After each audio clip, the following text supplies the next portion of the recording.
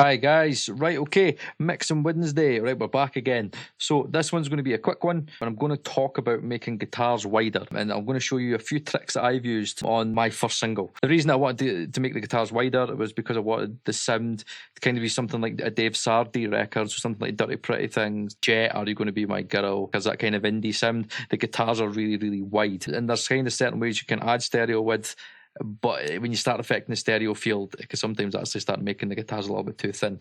So these are a few techniques that I found that worked for me, and I'll show you them today. So first of all, I'm going to show you some short delays. Now, a trick that I read in the Mixing Engineer's Handbook was talking about having a mono guitar.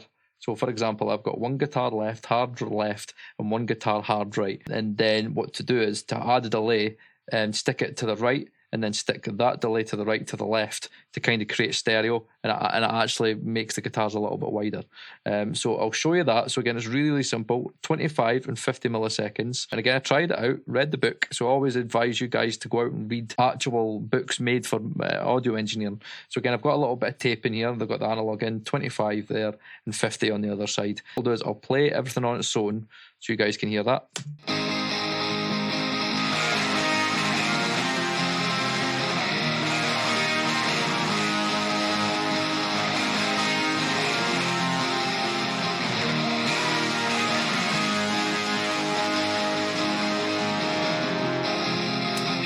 Right, so pretty wide, but can I make that wider? So let's try the delay trick and actually see if that's going to do something. Now, this is very, very subtle, but I can hear it.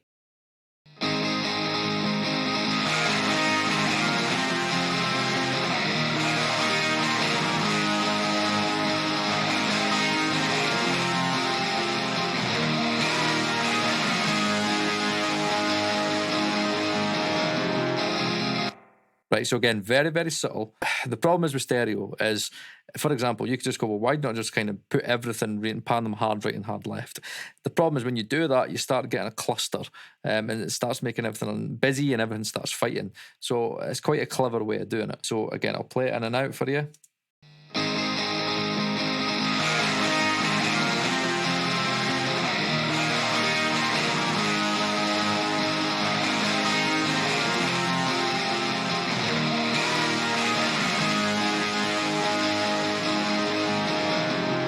So again, it's subtle, but it is making the guitars wider in a really subtle way, which is what you kind of want. So I've got that, and then I was like, right, okay, so the rhythm guitars sounding a little bit wider. I like that. What about the entire guitar mix? So when the guitar and lead are all playing together. So I then came up with two different things. So I've got this, which is the Vitalizer. Now, I tried this on acoustic guitar a little while ago, and I just loved it. I just completely loved it. And it's got a stereo expander in here, and I just used this, which is the fat and wide stereo metal guitar setting. And again, there's some compression going on, a little bit of EQ as well. But just listen to what this does. This is a little bit more noticeable, but I just think it just makes the guitar, takes the harshness out of the guitars, adds a little bit more thickness, and adds a little bit more width as well. So this is with the Vitalizer in.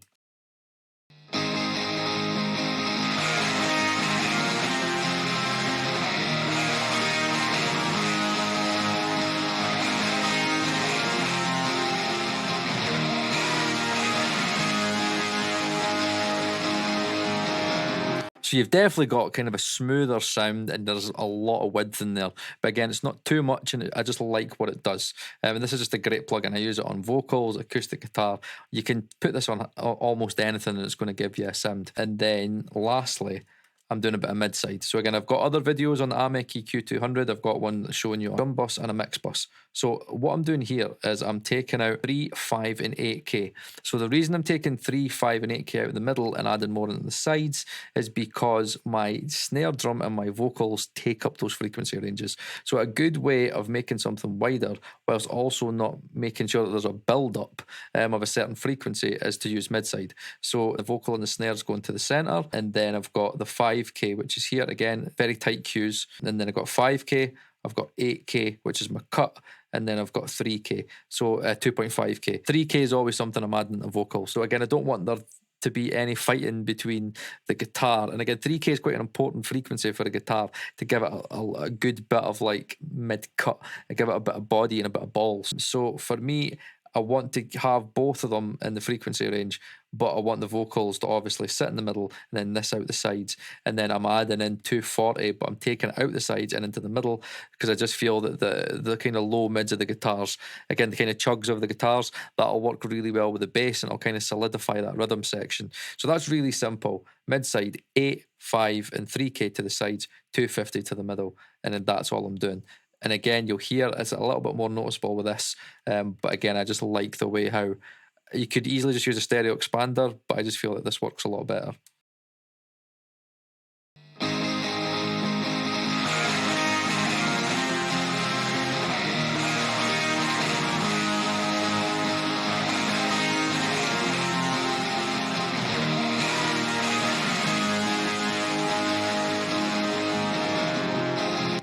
So to me, again, I've got that nice bit of width in there. It's making the guitar wider. It's not too wide, because you've got to remember if it goes too wide and you start mucking about with your stereo field, then again, if it gets peeled back into mono via phone speakers, and again, a lot of the stuff that you panned really wide is going to be lost. So again, mid-side's a really good way of making something sound wider without actually taking it out like the stereo field. Again, you can do that if you wanted to. Again, you've got the stereo width in there, but again, you just got to be careful with stereo width. When you start manipulating, even like something like S1 Imager, you'll find that again, certain things you'll lose it. So I think mid-side's a better way. So again, I've got a little bit of stereo expander with the Vitalizer, and then I've got the Amek EQ. Then what I'll do is I'll play the Amek EQ in and out for you just so you can hear the differences.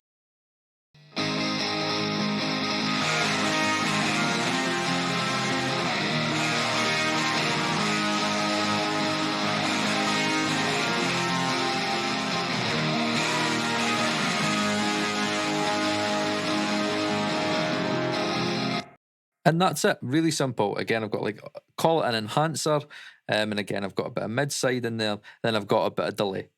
Really, really simple. So what I'll do is I'll play them all out. So again, you could hear what the original sounded like, and then after that, I'll play with them all in.